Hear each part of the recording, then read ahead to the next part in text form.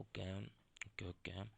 Salut, c'est Christian Wabo pour la présentation d'un nouveau tuto sous Linux, plus précisément sur Mint, bon, qui est toujours une distribution Unix, bien sûr. Mint, c'est la distribution que j'utilise, version 17.1. Bon, en fait, le tuto s'intitule plantage d'une machine Unix. Ok, ça va aller très vite et c'est assez simple, c'est pas compliqué. Tout d'abord, on ouvre le terminal.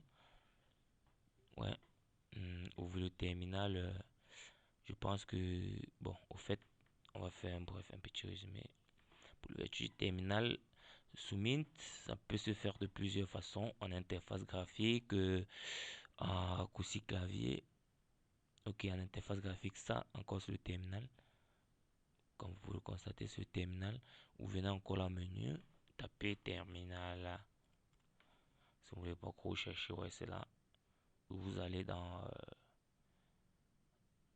accessoires, vous allez le trouver. Ok. C'est assez simple. Et le raccourci clavier, c'est CTRL ALT T. Sous Ubuntu, c'est la même chose. C'est pas si c'est Fedora ou Debian, Kali, c'est la même chose. C'est pas trop. Mais c'est ça.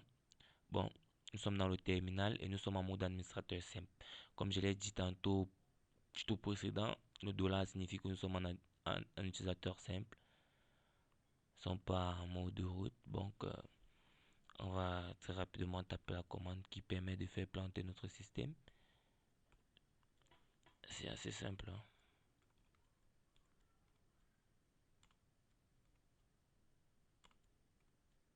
Et un commercial, en point virgule à la fin, et un deux points.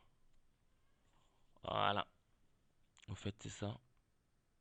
Cette fameuse commande qui va faire planter notre système. Non, non, je ne peux pas faire entrer. Je sais que certains attendent que je fasse un interne. Non, non, non, impossible. Parce que si je le fais, je ne vais pas pouvoir enregistrer la vidéo. Chaque fois que je vais le faire, je ne vais jamais pouvoir enregistrer la vidéo. Et c'est pourquoi je vous invite à l'essayer sur vos propres machines.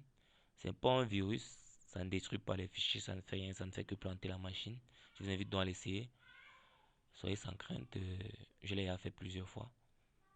Ça ne pose aucun problème. Ok, c'est ça, c'est assez simple. Tapez-le et essayez-le. C'est assez simple.